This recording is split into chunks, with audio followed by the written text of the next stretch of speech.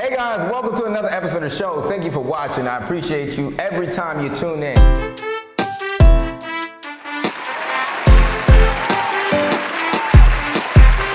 Dude, I just said it and I'll say it again. One of the coolest dudes I've had the pleasure of meeting, and I've known him in my life post or before stand-up. Ladies and gentlemen, make some noise for the rapper, the artist, one of the dopest MCs in the world. Make some noise. Yeah. I'm giving you time before I say this. For Moosie Wins, ladies and gentlemen. What's up, bro? Chillin'. How you? He didn't want me to say his real government name. No, we're not doing that today. We're not doing that. That's not, we can't be honest? I mean, you call yourself by your government name, which is amazing, but I don't do that. Okay, that's fair. That's it. You're not doing it at all, bro. I love my name though. It's not like. So what is it? Just for the people to know. I can't say it, but I get it. You know what it is? My real name is Kamal. Okay. And this is what bothers me. When I went to college, everybody knew me from Moose for years. And when I went to college, I tried to be mature and introduce myself as Kamal. So now I have everybody in college knows me as Kamal. But then when I left college, I went back to Moose. So sometimes people are like, yo, I was speaking to somebody and I could have sworn they knew you, but I said Kamal, and they were like, nah, I don't know that. So I'm really mad that those 4 years. Oh, you got two different people, like two different artistries. Well, not exactly. Is Moose a different guy? Actually, yeah, kind of. I actually established that in therapy recently. This got real so fast. It's Kamal, there's Moose, and there's Moosie Wins. There's 3 tiers. Okay. Well, wow, this is very interesting. We're gonna start off a different way. All right. Who am I right now? Who's right now, bro? Who am I talking to? I'm like, because I know you personally, I'm like Moose/Moosie Wins right now. Okay. Right. All right. So Kamal, have I ever met Kamal? Do I not know Kamal? No, you do know Kamal. Okay. But then even that school situation. Well, I'll give context. So now, you're known as a dope MC, especially in the scene. Like, you're one of those people who, every time I go somewhere cool, hands down, they always know you. They're like, oh, Moose? Yeah, that's my guy. Bro's crazy. Yes, yeah, right? It's bananas. But I knew you because you were my science teacher. Facts. Back in high school. Facts. Failed me every time. Like, top tier. Failed me, never passed. And one of my favorite memories of you, bro, I remember you kicking me out your class and saying, we both can't be the funny ones. But truth, it's interesting how we're sitting here right now because I told you were funny though. Yeah. Like, he was actually a funny kid, but not like, you know, in classes, stupid, people say stupid stuff. You were like sarcastic, funny. So then when you started doing comedy after high school, I was very proud that you were going in that direction, you know what I mean? You weren't dumb funny, you know? I understood. Yeah, he was kicking me out, telling me, man, you're gonna be a star. Like, you're gonna be a star, stay out.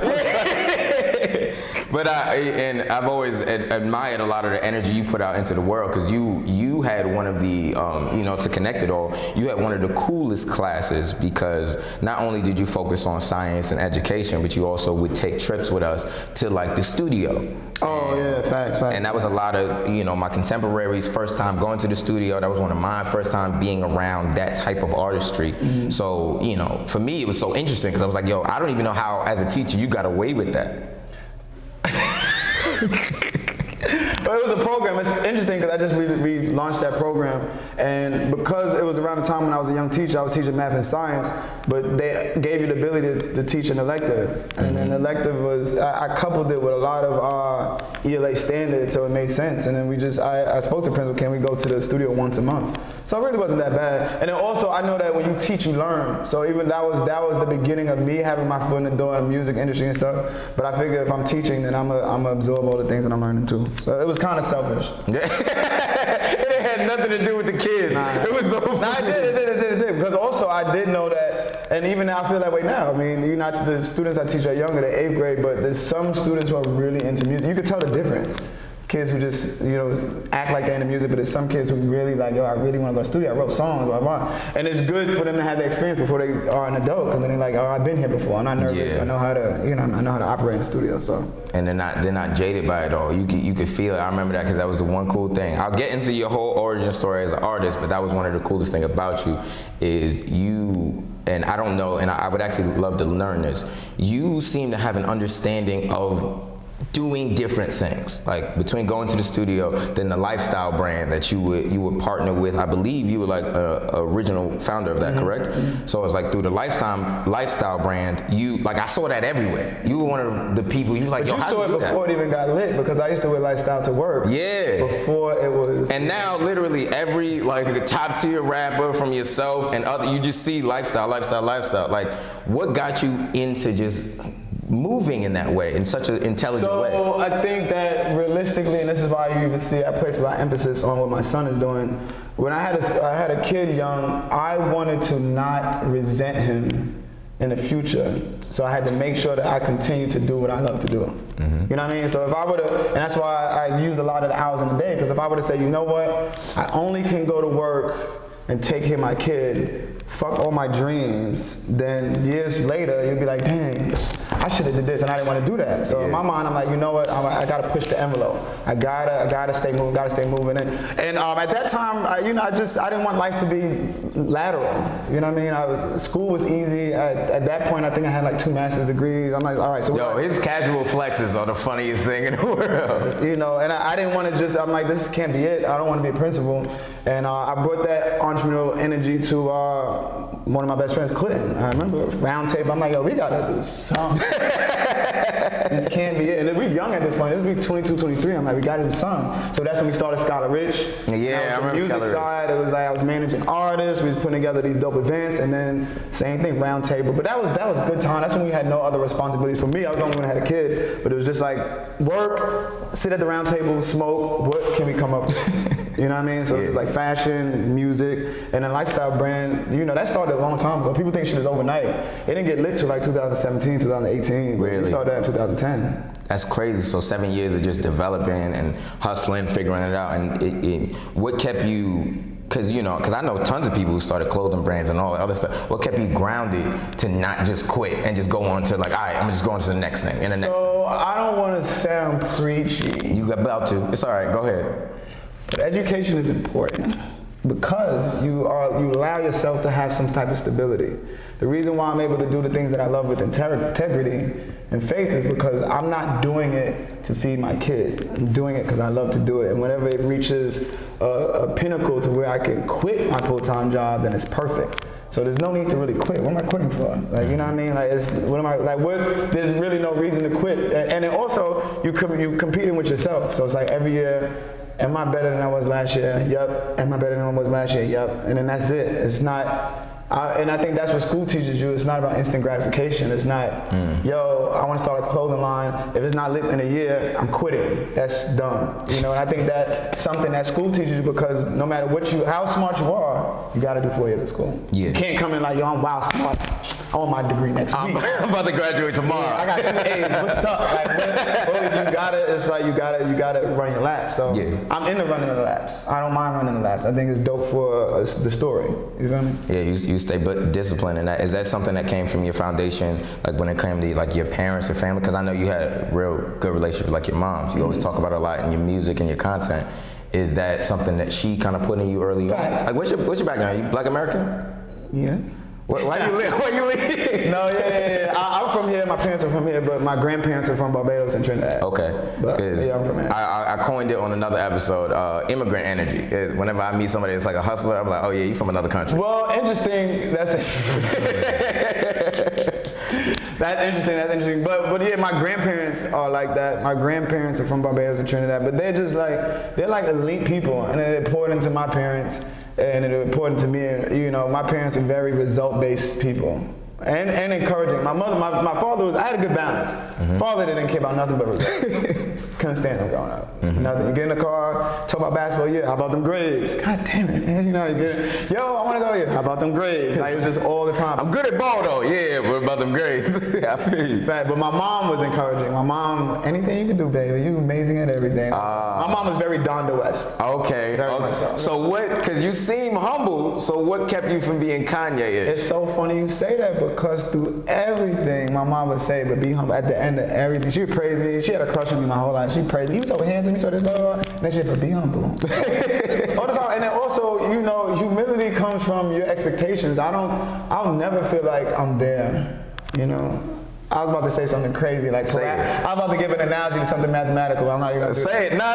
Go ahead. If you know math, I'm trying to get past. if you know math, a parabola is a curve that never ever hits the line. So that's really, I feel like that's how I see life. Like I'll continue to run and I'll never really feel like I'm there. I just got a headache with that analogy. You know, and I think I mentioned this to Sylvia before. I'll never, amongst my circle, I'm boastful because I know what I put the work in, and it's good to be that way. It's good to in the huddle be like, yo, I'm good. 1, 2, 3, I'm good. You know what I mean? Don't worry about me. We can go out. Don't worry about me. I'm gonna kill this show. I'm gonna kill everything. But when I'm outside, I still feel that way, but I don't think that I'm there. People tell me I'm there, and every year I'll still feel like, nah, I got wild far to go. Y'all tripping. And unless y'all mentioning me like, yeah, we got the Yays, the Pharrells, the Moosie Wins, until I hear shit like that, then I gotta be humble on the outside. And you still grinding.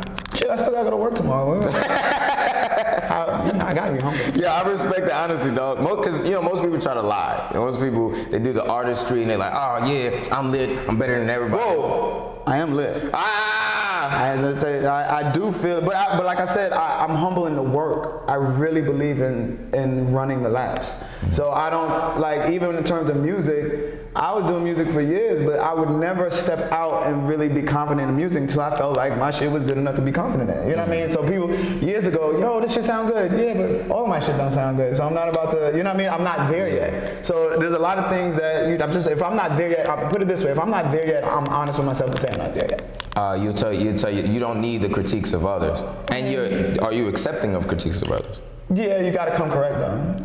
What you mean? Don't just say shit like, if I do anything, because I put the work in and I'm hard on myself, so I'll know if my shit bad, shit good, I'll review it 100 times. So if you say, this is wrong, you better have a whole thesis though. Don't just be like, this shit's wrong.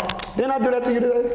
Have you ever got a critique like that? Then I said, first of all, Sylvia, you're gonna get warm feedback first. I said, she's like, yeah, I don't like that. I was like, time out. You're gonna believe in me first before you with that shit.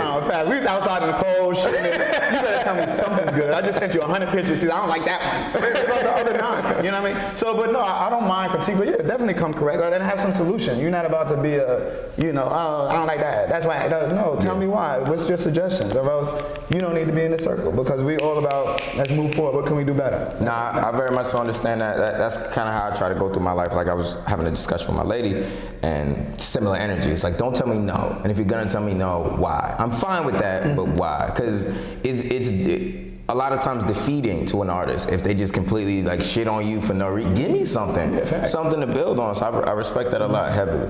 Now, when it comes to how you build really into your artistry, I don't understand how rappers make music, and I wouldn't even really consider you a rapper. I'm gonna be honest. I was gonna correct you. I know. I saw it in your eyes. That's why I beat you to it. That's why I beat you to it.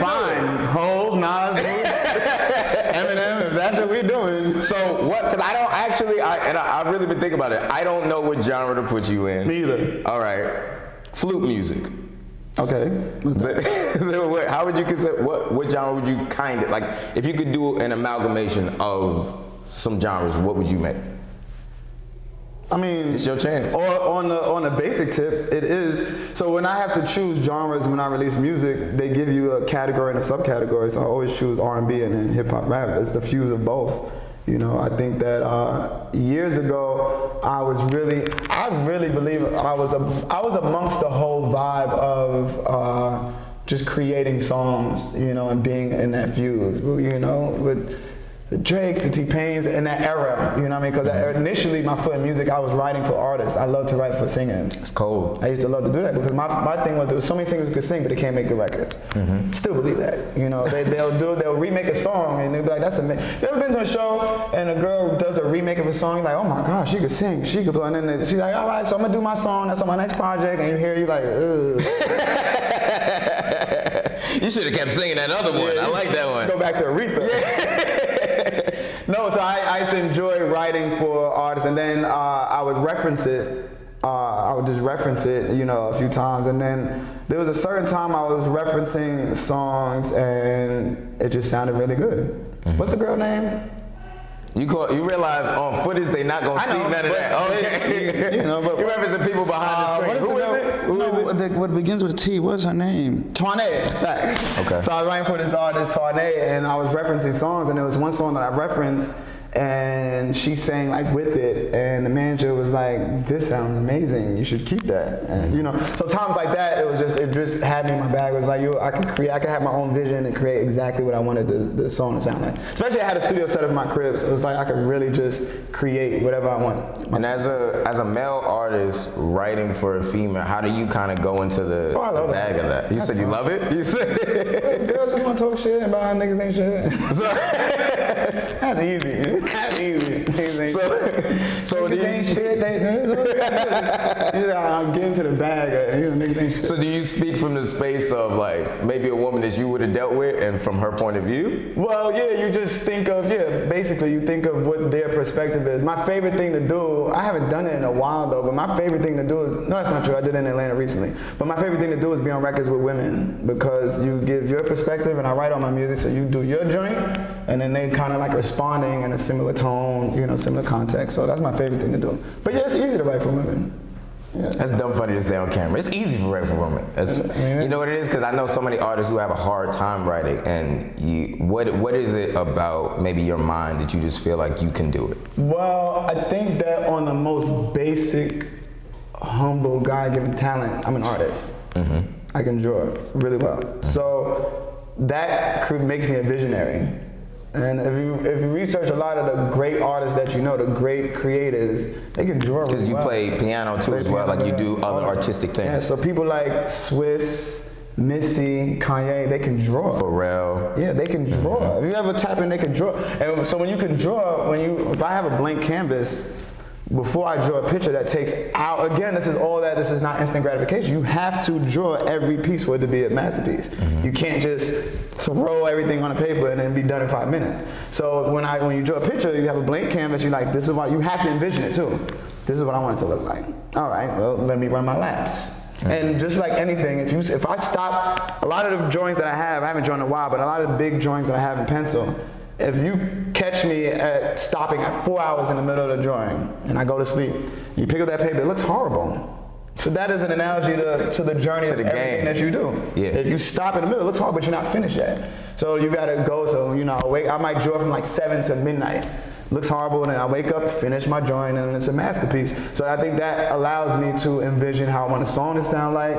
When I have a creative rollout, it's like everything. When I'm whatever I'm creating. Your music videos, you put a lot of production value. I just, you know what it is? I have a vision of what I want it to look like, and then I just like, all right, well, step by step. At all points. To get too closer to it. Do you ever find yourself, because in the day and age of the social media vein, do you find yourself ever rushing to the pace of the world? No.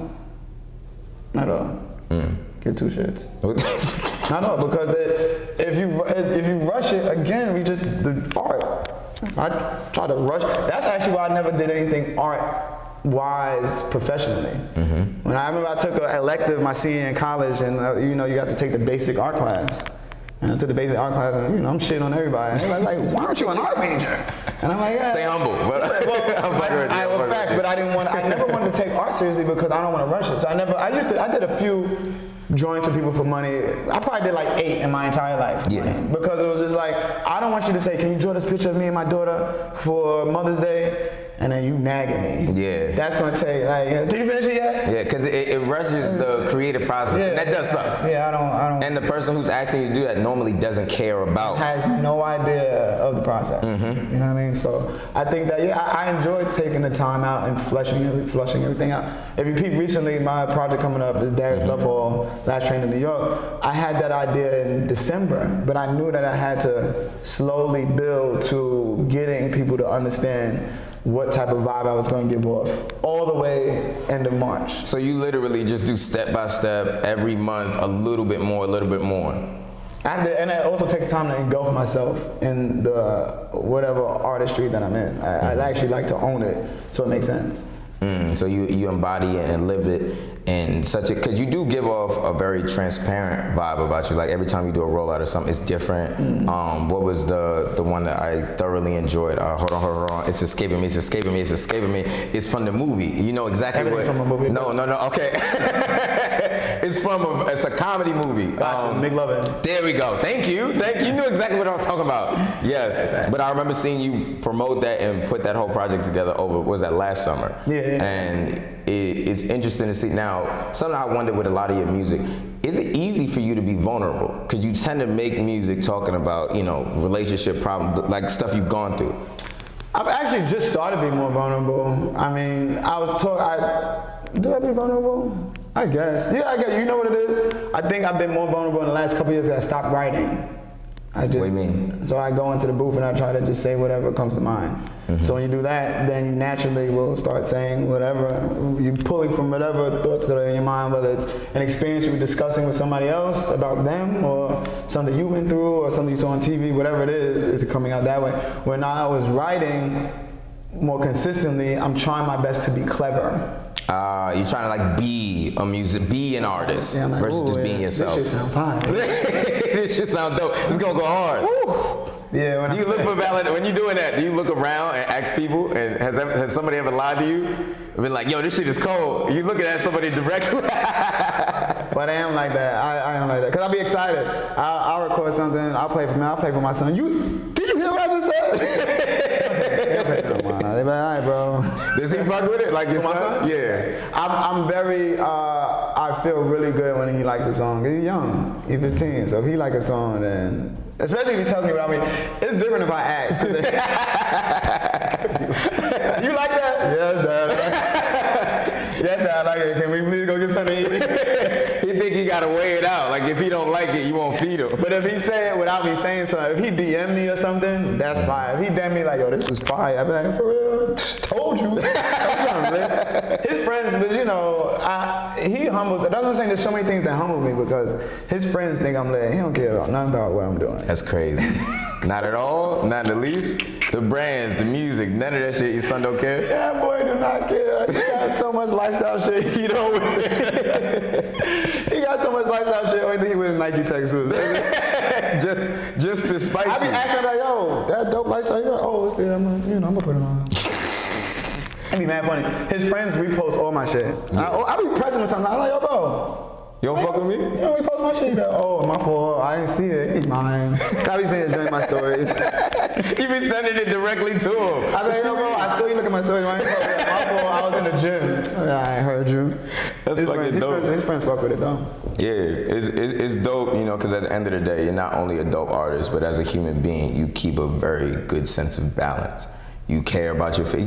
Some people give up the artistry. They're like, I'm just an artist. Fuck my family. Fuck all that other stuff. You know what I mean? Like they'll really do that. Facts. But you don't do that, and it shows. It resonates. You came in with a crew, which is very fun to see, because I don't see many artists do that as well too. Oh, really? Yeah. They hate me. Nah, they don't hate you. They love you, clearly. They'll defend you to a heartbeat. Now, I've enjoyed this a lot, because I guess I'll ask you two more things before I leave, right? Thank you for doing this, by the way. Of course. I actually requested, because I saw you doing it. We've been trying to find something over the years to do. Yeah, we have, for real. So when I saw you doing the interviews, and I knew that, shout out to Sylvie, because we've been really organizing stuff. She's a gangster. I want y'all to know. Anybody who don't know Sylvie, she used to be a drug kingpin or some shit. Cause she's a thug. I love it so much. These are all her customers walking up and down. But no, we've been a lot more organized with things, and for me, it starts with me. I gotta, know what I'm doing, and so then when I knew when I wanted the project to come out, I'm like, can we get as much interviews as possible, the good ones? And then I've said, I'm like, we gotta do Alex joint because it's fire, it's good content, and it was finally something that we could connect on. Yeah. So actually, two last things. One, with the new project you got coming out, what is the inspiration behind it all? Like, do you know who Darius Lovehall is? I have no idea who it is. I thought it was like your cousin's name. I'm not gonna lie to you. Let me borrow my cousin's name. Yeah, I thought it was somebody bro. That's what I thought. So Darius Lovehall is, that is the character Lorenz Tate on Love Jones. Okay, bam. So that is what, I do get inspired by movies. You know, it's interesting, as busy as I am, because people feel like I don't get any sleep, which I don't, but one thing I do is watch shows and movies. That is one of my favorite pastimes. Two things that I love to do in my pastime is watch shows and movies and watch my son play basketball. Those are the only two times I will put my phone down. That's crazy. You know what I mean? I'll come home at 1 in the morning, but I'm like, nah, I need to watch a show. And when I do that, I really get inspired. I get inspired by fashion when I'm watching shows. You know, I get inspired by the cinematography. I get inspired by the writing. I get inspired by the whole theme and, you know, just the context of different things. And in December, Love Jones is on Netflix still, and I saw it, and it just sparked. I'm like, oh no, this is fire. And then it just happened to come on something else, and I saw it. I'm like, nah, this is it. So I just wanted to really adapt that character and embody that character, because then the music resonates with that movie. You got to see the movie, right? Did you see the movie? Yeah, I've definitely seen Love Jones. I didn't know his name. How many artists? You know everybody's name? That's a fact. Yeah, I know. So that's a fact. So that's what the project is about. It's not about that, but it gives off those feels. I respect it, bro. I respect it heavy. Now we gotta ask this last thing. This is the deep one. This is the one where you like. I felt like we went kind of. Look at nah. It's gonna go deeper than that. Pause. Don't be pause. All right.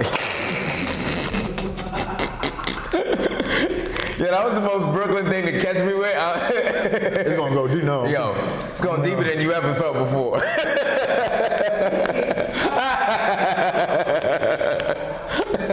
It's just a bunch of people behind the camera. Yeah. All right, hold on. Let's get serious.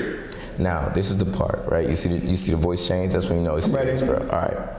This moment is the moment in every interview where we ask the artist, give a gem, somebody watching this episode right now who resonates with your spirit. They see you and they, I am Moosie Wins. I am whatever that third personality was. I am him. He is me. Or we come from a similar mind state. Give them a gem, something they could go home with, or probably get them through some of the obstacles that you may have been through faster. That's your campaign. That's it? That's it. All right, so two things. One thing I would say is, everybody needs to be comfortable with themselves and specialize in being yourself. When you specialize in being yourself, then people call on you for you. When you follow trends, then you're all in a mix, then there's no reason that people need you. But when you specialize in being yourself, then people be like, yo, I need this trait from this person only. That's one thing. Two, I would say try to develop multiple streams of inspiration, because then you're never overly stressed and overwhelmed in one stream to where you got to give up everything. So me, there's a lot of things that I love to do. So if I'm stressed because my son's basketball life is stressful, if I'm stressful with that, then I have this. If music stresses me out, then I have this. If this stresses me out, then I have that. So when you have multiple streams of inspiration, nothing can ever really bring your spirit down collectively. You know what I mean? Did y'all feel like that was deep? Entourage, I'm asking y'all, before we end this episode, do y'all feel like that was deep? You just put your hand over your chest? All right. Like a poet, man. I love it. Man, thank you so much. Nah, I appreciate you having me. This was really fun. For real. I appreciate you, man. Ladies and gentlemen, give it up one more time for Moosie Wins, Kamal, Moosie himself. You know, whoever I'm interviewing right now, I love you to death, bro. Sincere. Nah, this was love. This was My love. God. Thank y'all for watching this episode. My name is Alex Babbitt. I'll see you guys later. Peace. Thanks. Hey, we did it. Thanks, that was fine. Thanks, bro. For real. That was fine.